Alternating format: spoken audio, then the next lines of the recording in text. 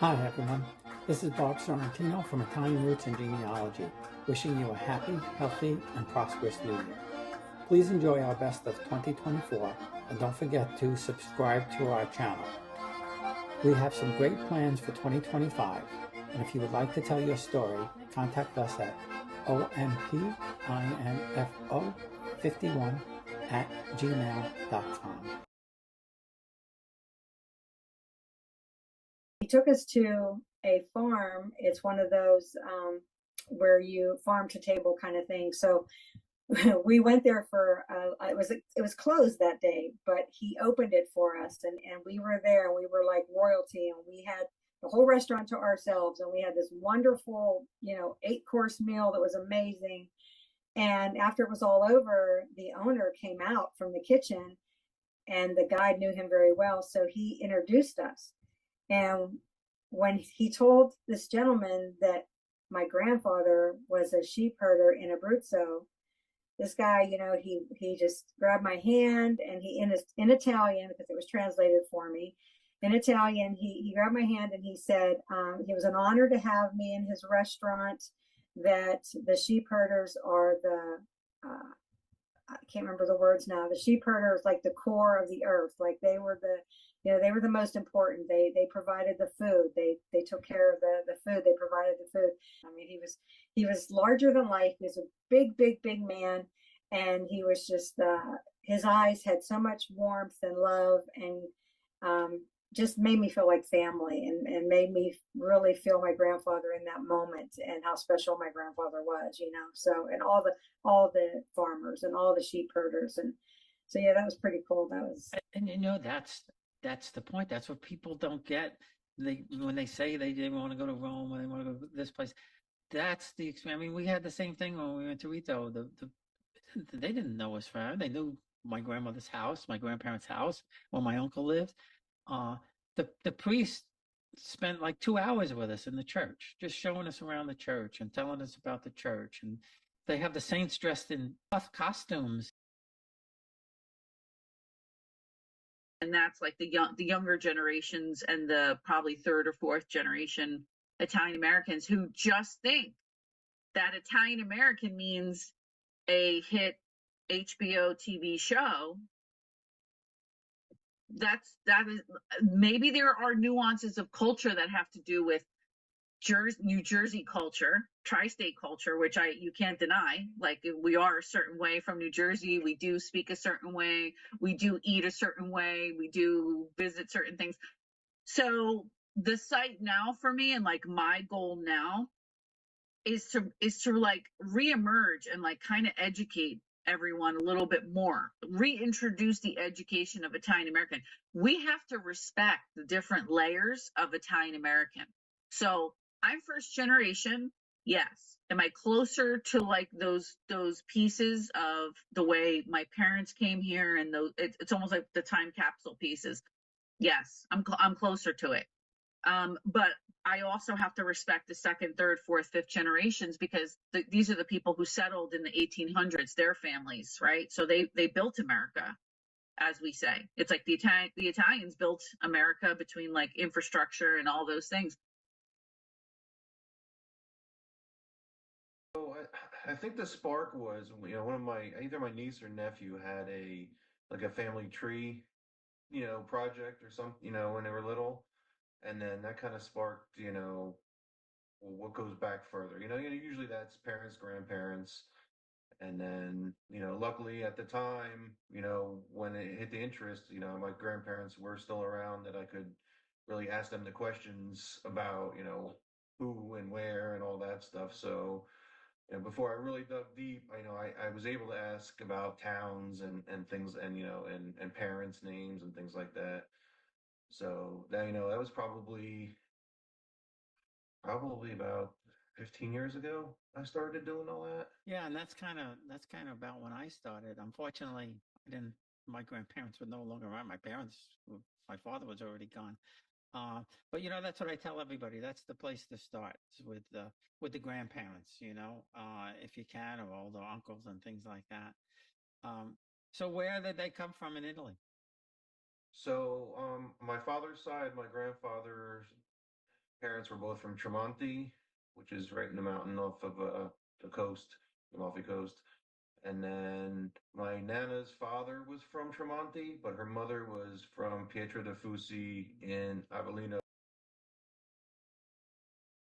Well, and they went to San Jose is where they went, and found out there wasn't a fortune to be made in San Jose. Plus, him and his brother had a falling out. So they parted. My grandfather, he bought a big tent, and the family would contract to live in an orchard and do the picking for the season. And I guess eventually they got tired of that, or when it came to off season, no fruit to pick, they headed back up to Portland, and he settled in North Portland, his big old house still there. And his kids, I think all of his kids, or almost all of them, lived within a 5 mile radius of him.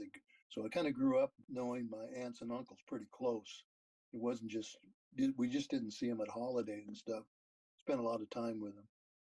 The bringing up was unusual.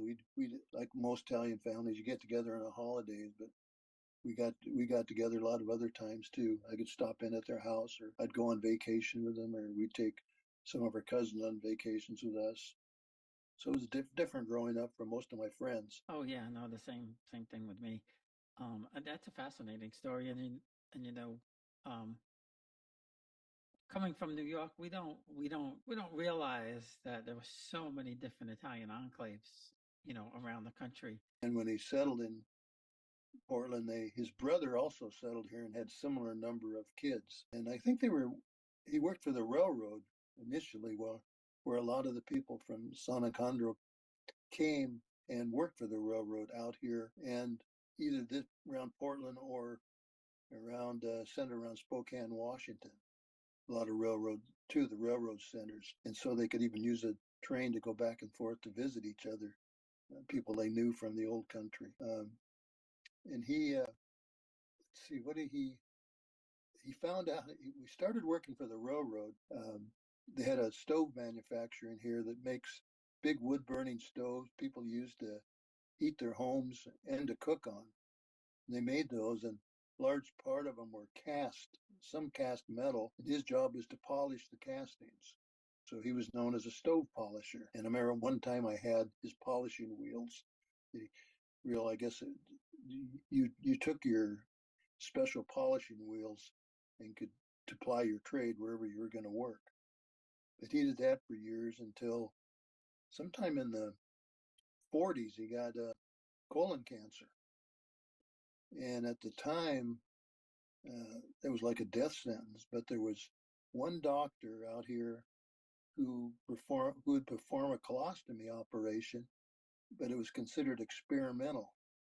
But he did the operation, and like I say, he lived to be 102, but it took him out of the workforce. But he was living next door to his brother, and they got the bright idea they could make a fortune in California. So the two families got in this big truck that his brother owned and drove down to California. They'd all had mattresses, and they'd sit in the back of this big truck, and they'd stop at night, throw the mattresses out on the ground, and sleep on the ground. Well, and they went to San Jose is where they went, and found out there wasn't a fortune to be made in San Jose.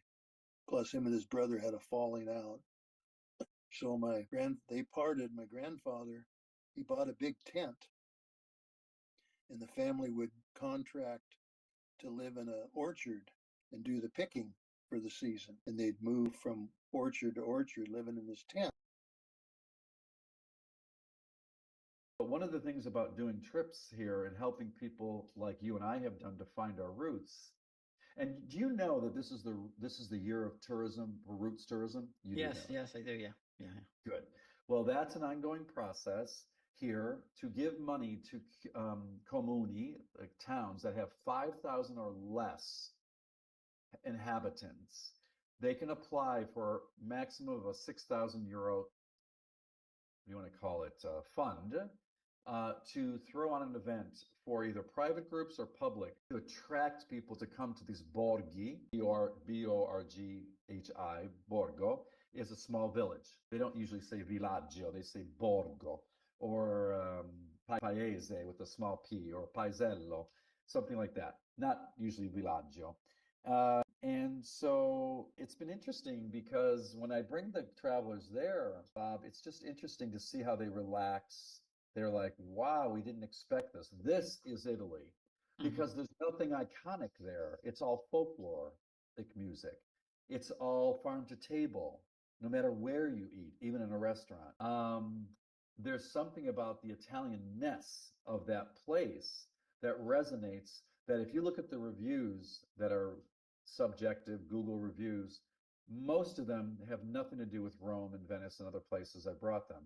It's about the visit they had in a place that's less known, no tourists, and they feel the connection through me, the, let's call it osmosis, not, what do you want to call it? Connection through me to my family. Speak standard Italian. I've been really lucky to learn that. Obviously learning the dialect as well. My grandfather would only speak to me in his dialect. So my grandmother on the Calabrese side passed before I was born, which is really sad. Never got to meet her. She passed when Dad was around about 10. And my nonna was left with 5 young children. I think they were all roughly, 15 to 2 or 3. So he never wanted to remarry or do anything. Obviously, as you know, plenty of times I'll sort of organize them to marry someone else, and he just didn't want to do that. So he just raised the children by himself, super hard worker, but I suppose he never learned any English, just working in the fields, doing all this really hard backbreaking work. So it was good for me because I got to learn the dialect, but I'd say semi-fluent in speaking the dialect purely because I don't speak with as many people, and like he always would say to me, don't stress too much about speaking how I speak, because you're going to even go into different parts of Calabria, they won't understand you. You're going to go outside of Calabria, no one's going to understand you. So he was sort of happy for me to speak with him in Italian. He was pretty forward thinking in that regard. So I kind of focused more on standard Italian through mum and the grandparents on that side. So if you believe in fate, I believe, no, there's no accidents. I firmly believe there's no accidents. and I believe in having guardians and guides and God and all these wonderful things too. So I go in and I go up the staircase, and it was on I thought it was the second. I think it's the second floor. So I'm in a stairwell between the first and second floor. Should I go up? Should I go? I knew the apartment number. At least an hour I was standing there. And then all of a sudden this woman comes who looks like this character. She had 2 shopping bags, and in Italian, I had my little speech ready. In Italian, I said, "Excuse me, I'm looking for Signora Augustino." And I knew that was the cognome, the surname of the mother. In Italian, she said, "That's me." I'm like, okay. So I said, well, I told her my name. I told her I was from the United States. I said I was born in Italy, in Aosta, my birth date, and I'm your son. And she's like, oh, oh. I said, well, I know I have an older brother. His name is this, and he was born on this date, and an older sister. Her name was this. And now she's like, okay. Takes me into the apartment and shows me this picture of what looked to be like a 7-year-old, and who looked a little bit like me, but it wasn't me because I left at 11 months, 3 weeks. Because in Italian, this is you. I'm like, well, to myself thinking, oh my God, I'm in the wrong house. It's all right. And then, I said in Italian that, excuse me, I left when I was almost 1 year old, and then I saw the wheels turning. And she nodded, and she called Francesca, and out emerges this young woman who looked to be a year or 2 older than me. And the woman says, "Who is this?" And she said, "It's your brother." And she said, "Michele." And the mother goes, "No, another one." So they would have been too young to even know about me. Well, yeah, shock everybody. So my sister takes my arm and she says, "Okay, we're going to go. We have to meet your brother." And we go to the piazza, and he was at the time working at a newsstand. The same conversation. "Who's this?" "It's our brother." "Miguel?" "No, another one." I stayed there about a week in a hotel and spent most of my time with them. It was wonderful. It was good. It was comfortable. Right around the time I really started deep diving into her ancestry. And I'm so glad I was able to convince her to take the DNA test before she passed. I came across another researcher who's been doing DNA research on the indigenous folks of the Caribbean, so ancient DNA research. And through GED Match, which isn't as popular as it was a few years ago, that specimen, one of the specimens that the researchers were using was from what is now the Bahamas. And so in the Bahamas, in the caves, they have found Taino. They're called Lucayan Taino. And so these are indigenous people whose remains were found in the caves. And my mom and I matched these remains that are, thousands, I don't know how old. And it was incredible to actually find proof of that relationship, and like I said earlier, not in Puerto Rico, but in the Bahamas. So much so that I woke up to the goats coming down the street. You would hear the bell every morning about 5 in the morning, 5:30 in the morning, and the goat herder is herding his goats down all the streets selling milk, goat's milk, door to door. You have your own glass bottle. He milks them right there in front of the door. And that was my experience at 6 years old, coming from an urban area in California to, this culture shock of Sicily in the mid 70s, which was very old fashioned compared to what it is today. It's a lot more modern today, but you will still see goat herders today if you're in the country. So big culture shock for me.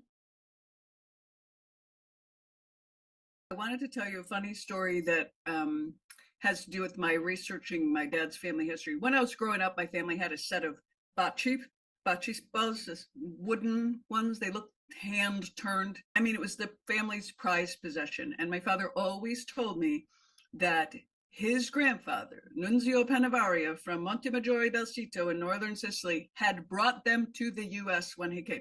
I accepted that story without question well into my 40s. And I finally, when I started doing this research, one of the little side issues, little rabbit holes I decided to go down was trying to verify that story. So I started looking into, the history of bocce, where did it start, and eventually I was able to prove, much to my dad's disappointment, that whole story was a total lie. I mean, his grandfather's family did own them, but I found out that there was an absolute bocce craze in the United States in the 30s and 40s, and every city, including Chicago, had many, many bocce courts, and every bar and tavern had a bocce court next to it. And so that sporting goods stores were selling tons of these in the 30s and 40s. And after doing some research, I found that it was a May Day tradition among the Italian laborers, the proletariat, to dress up in their finest clothes and get a May Day portrait taken. That's what this was. These guys are all dressed beautifully in their finest clothes. And one guy is holding an Italian-American newspaper called Il Proletario, the Proletarian, and another fella in the photograph is holding another Italian-American newspaper called Il Martello, which means the hammer in Italian. And these were arguably very radical newspapers supported by the IWW, the very radical industrial workers of the world union at the time. So I think that's where all this started. And then, coincidentally, my brother-in-law, who I'm very close with, my sister's husband, my sister passed away in 2008, sadly, but my brother-in-law gave me a copy of her 1973 graduate school research paper which was on the 1937 labor movement in Hershey. And I read this, and her professor made some comments, and he said, "Did you ever think about taking this to the next level and researching the Italian American influence on the strike, socialism, and so forth?" So that just sort of kind of triggered me to do some of this research. And it started in the 1920s very unsuccessfully because the Wagner Act, which allowed for collective bargaining, had not passed yet. And Mr. Hershey, and I don't blame the guy, he was against unions at the time. He said, "Look, if you form a union, you're going to be fired." I mean, the rules were very stringent in Hershey. He was a benevolent dictator. The rules were very stringent. But then in the 1930s, they made more traction, and the CIO came to town. At the time, it was not the Congress for Industrial Organization; it was the Committee of Industrial Organization. And the CIO came to town, and they got the troops riled up.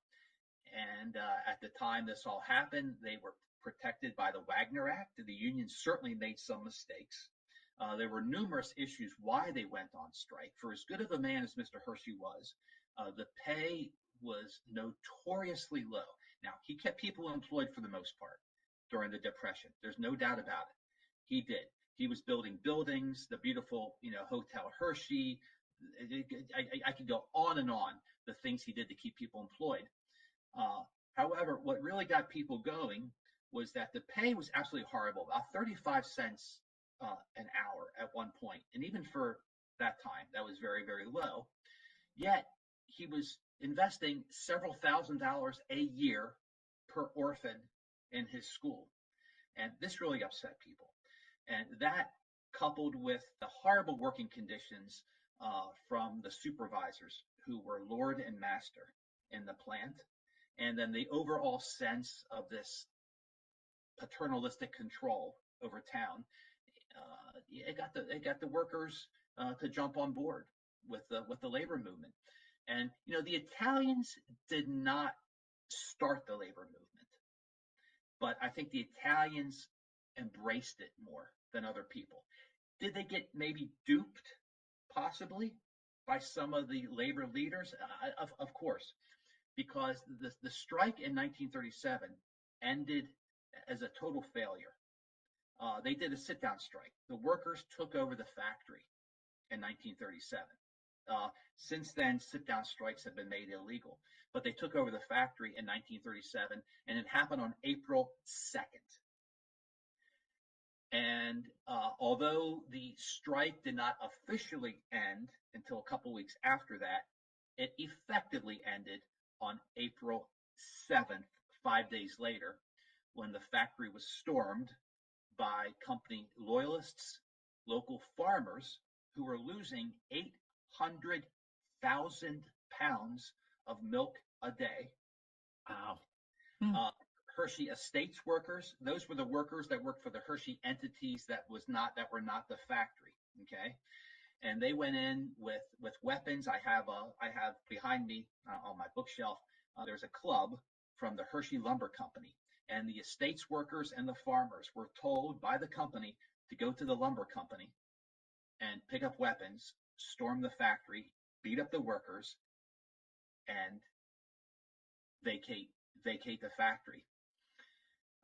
And it's well documented that many of these so-called farmers were actually fake farmers. They were paid strike-breaking goons that came in from the Philadelphia and Pittsburgh area.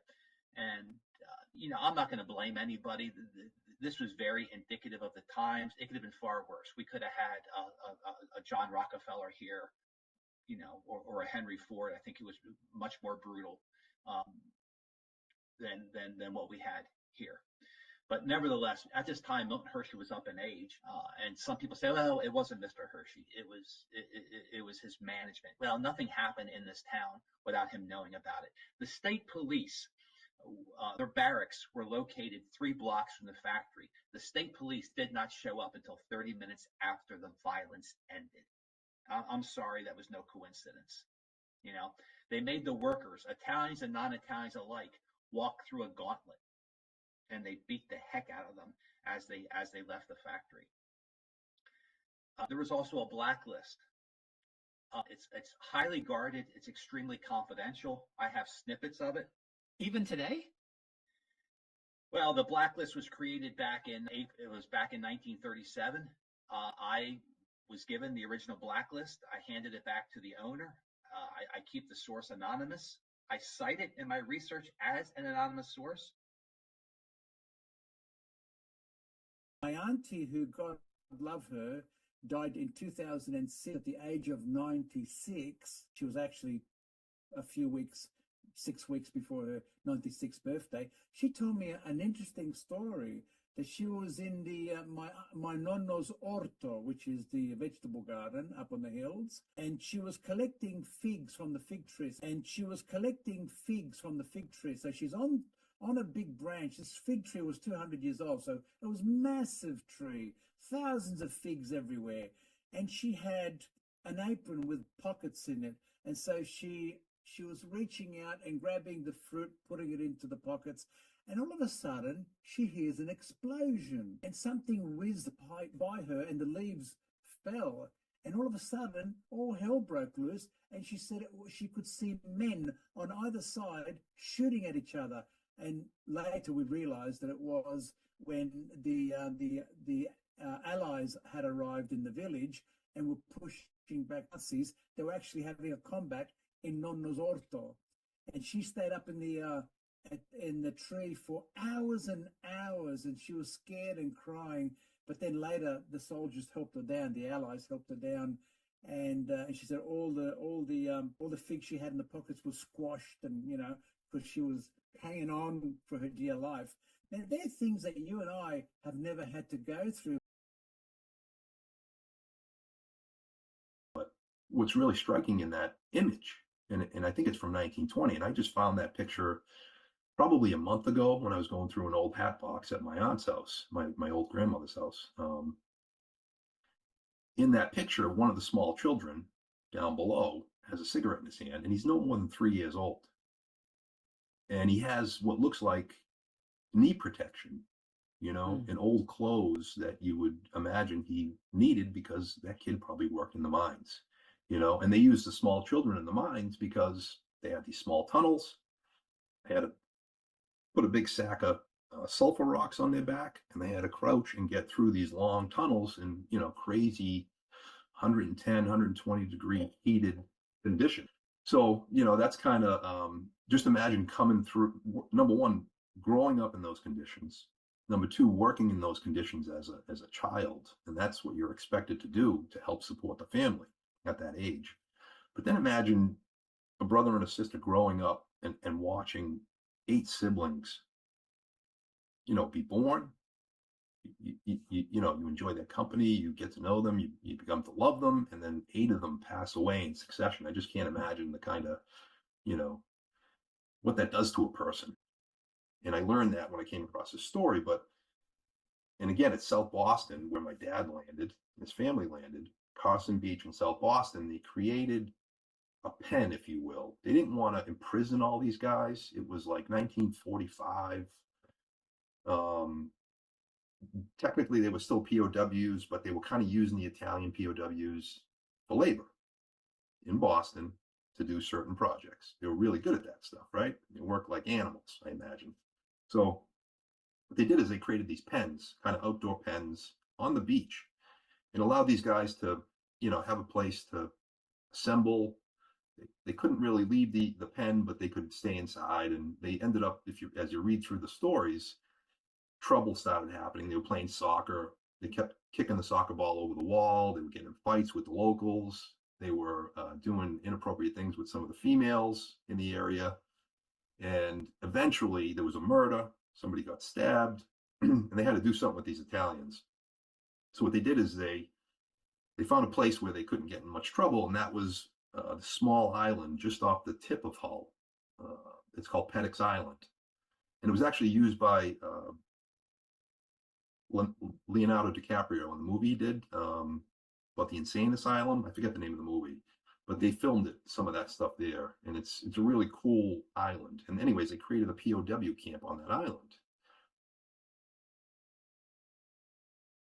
That whole Birds of Passage, he comes over in the 1890s, and he's an innkeeper and a baker, and he sets up shop in Milford with another baker named Leopoldo Castiglione, and they're operating this boarding house and bakery. And then, quite tragically, he ends up dying suddenly because of the explosion of a kerosene lamp.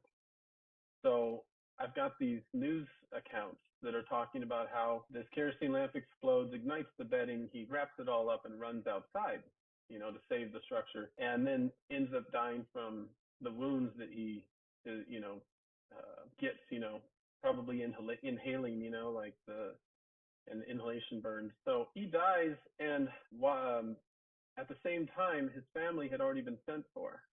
So his wife and 3 living kids are on their way over, and one of those children is my second great grandfather. So that's the beginning. It's very tragic. So so she gets over to Milford, of course, then finds out her husband has died, and she's a widow in this strange place with 3 kids.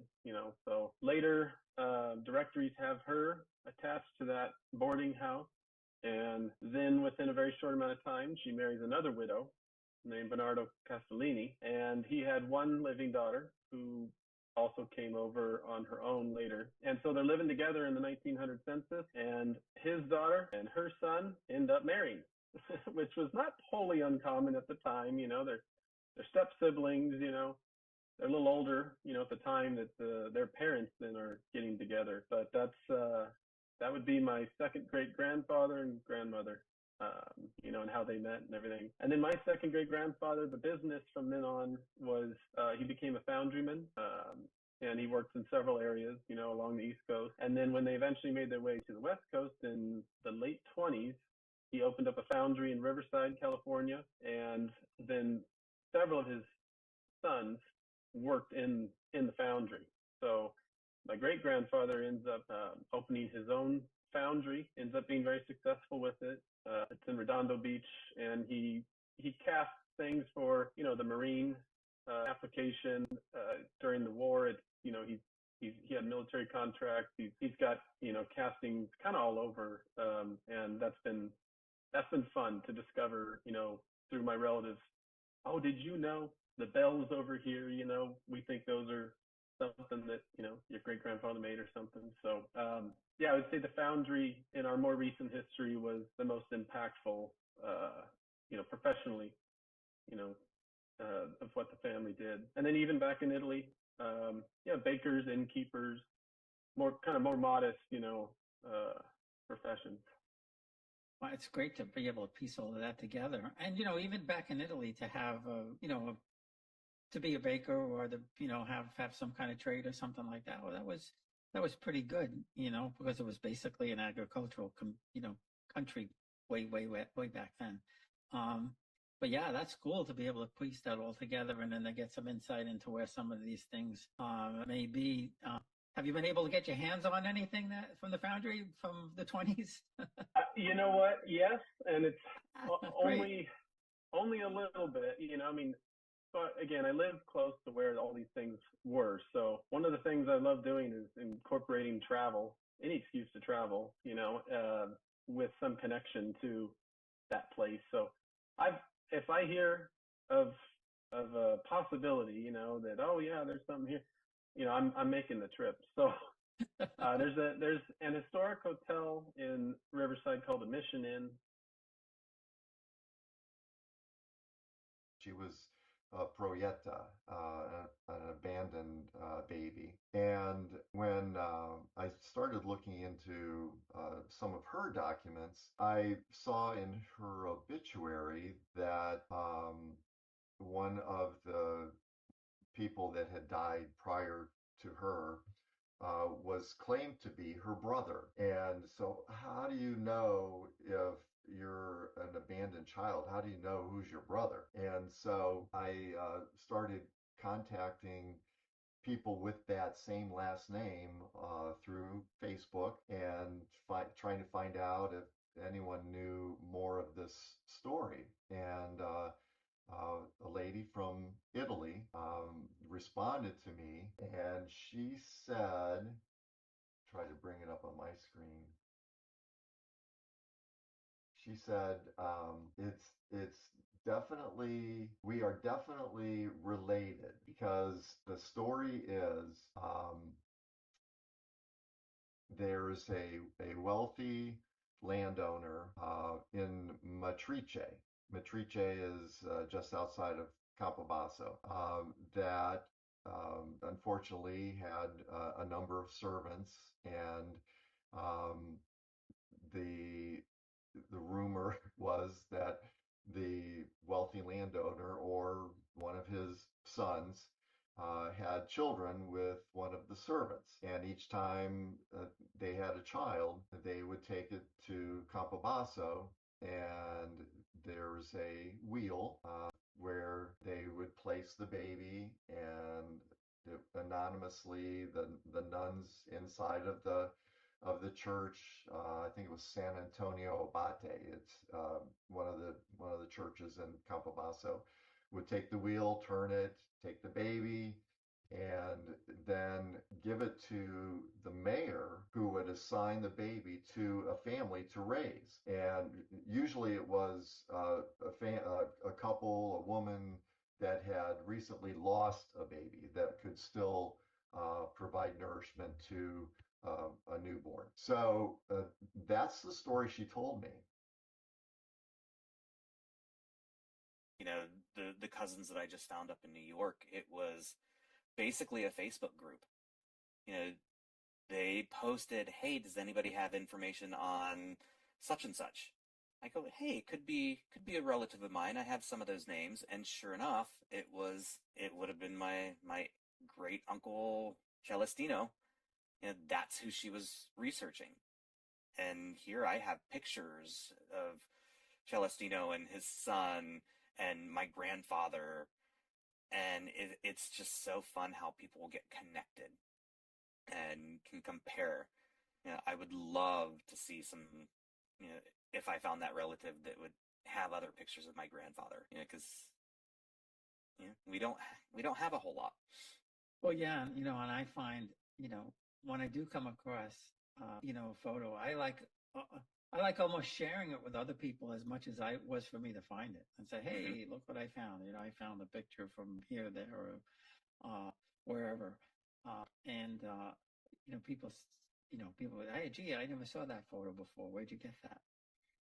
For the longest time in my grandfather's belongings, there was a black and white picture of a man and woman and 7 kids. Had no clue who they were. But after doing, you know, because as we were adding up everything, you know, great grandma had, and had my grandfather, Carlo, and his sister, Thelma. We didn't know about any other children. Didn't realize, oh my gosh, she had children with her first husband. That's who's in the picture.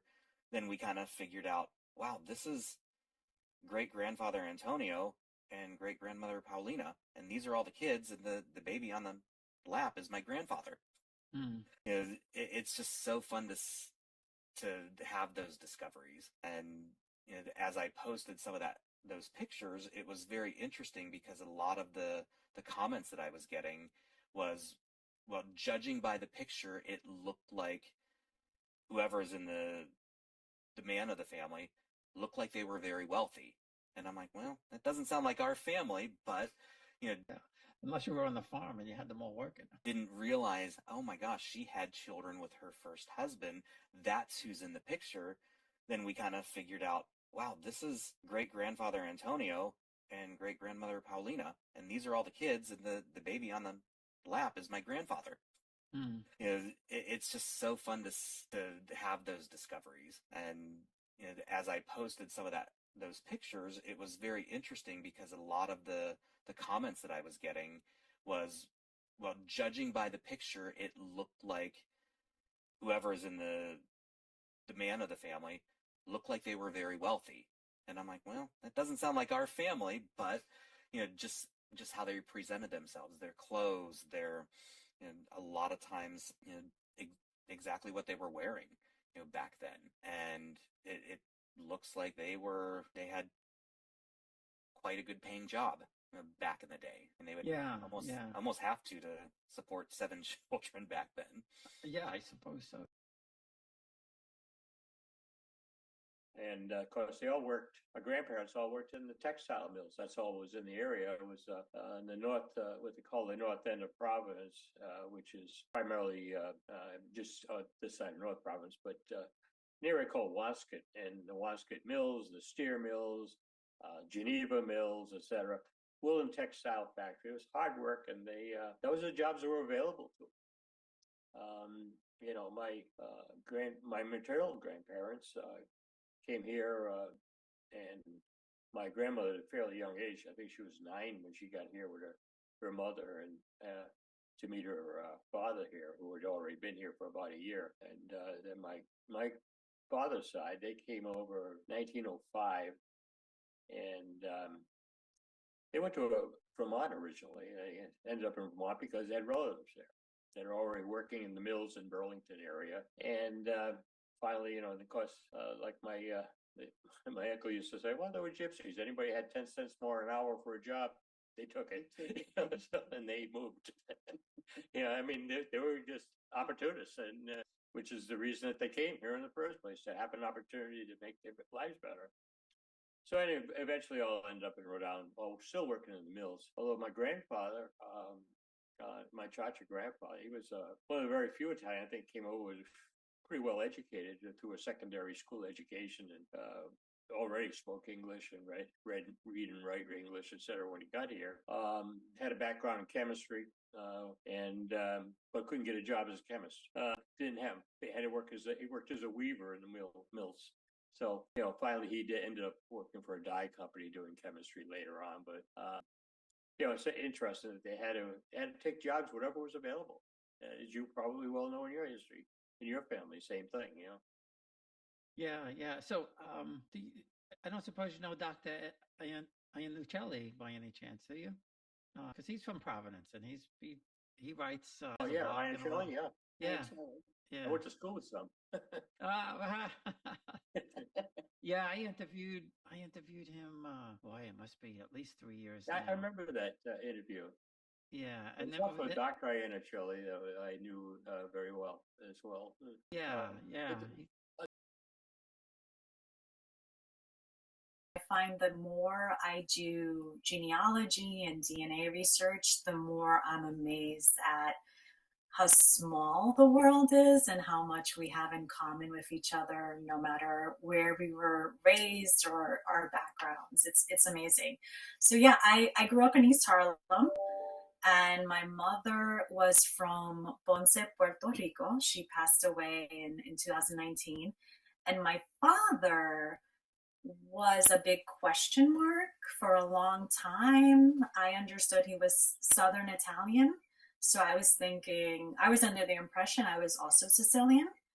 But it turns out he was from, on his mom's side, a small town in southern Italy called Sanicandro di Bari, in Bari. And on his father's side, he was from Salerno.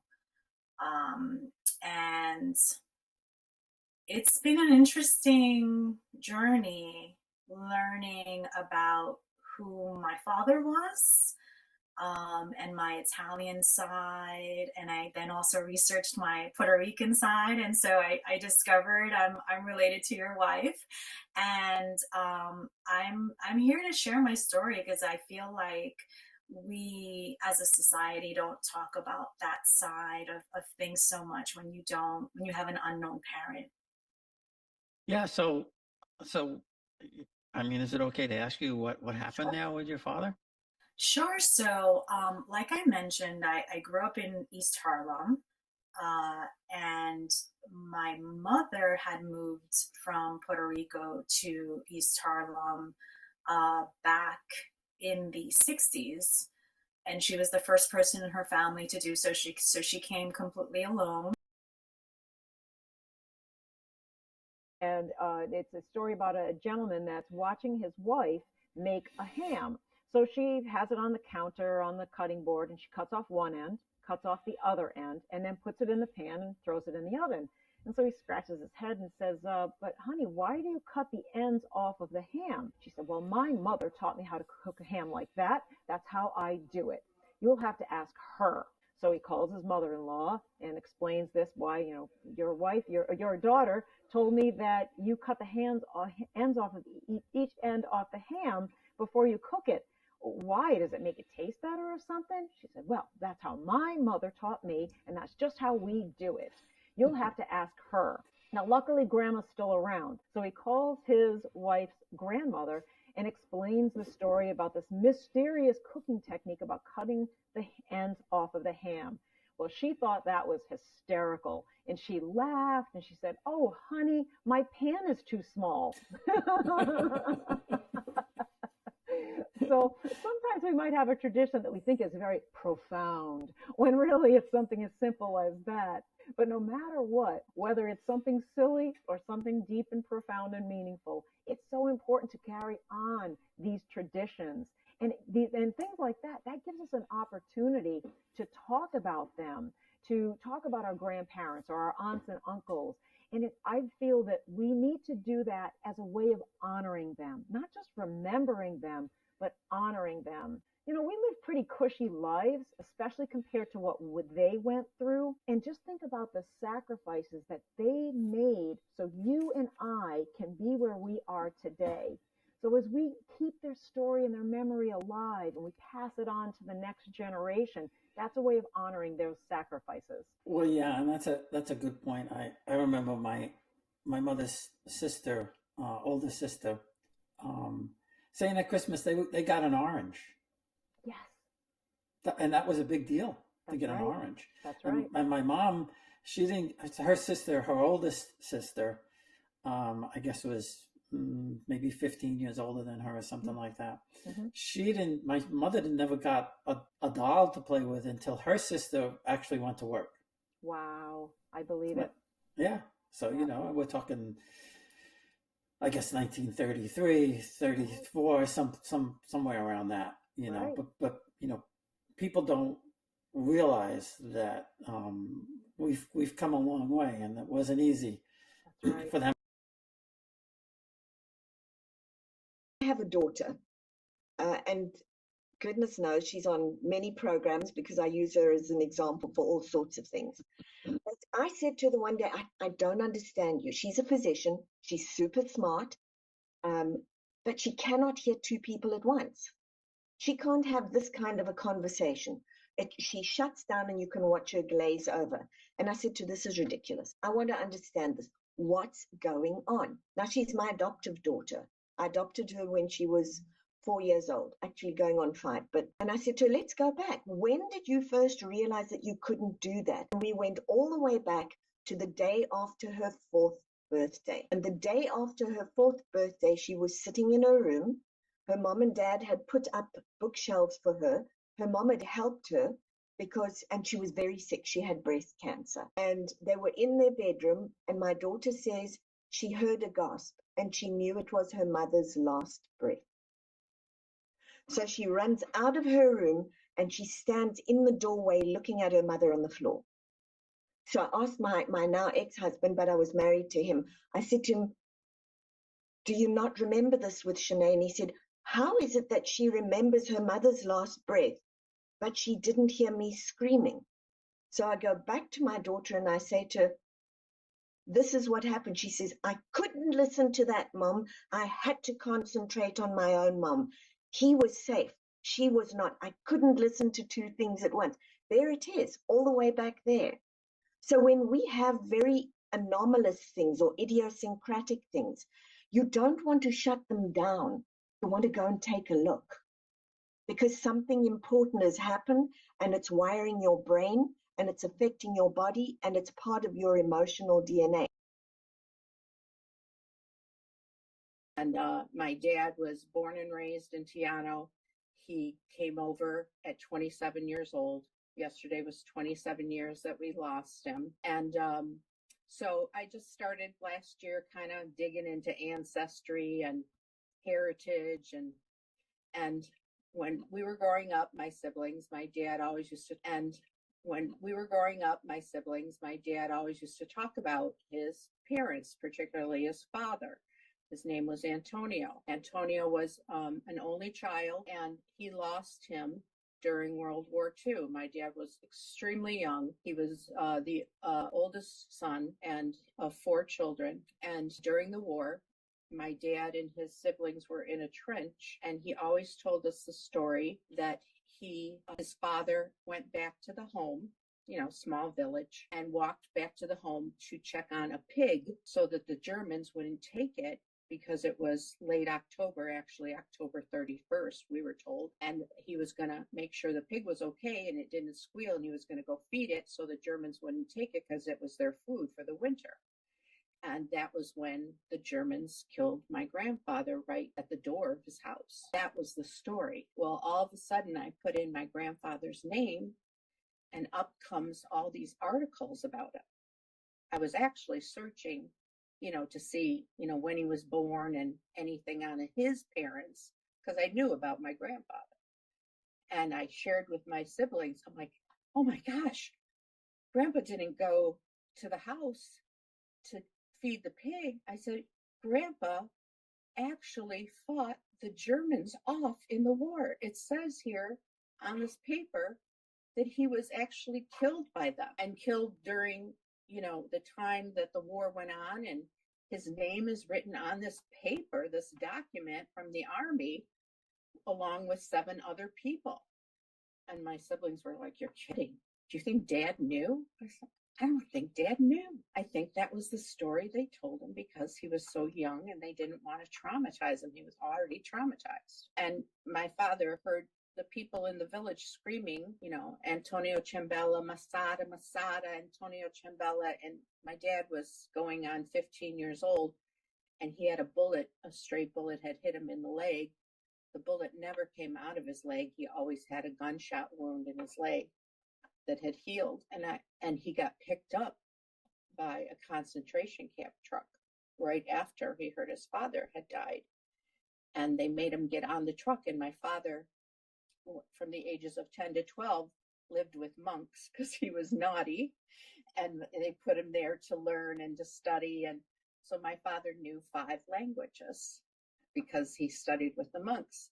So he got on the truck and he overheard people talking, and he understood what they were saying, that they were going to take him to a camp.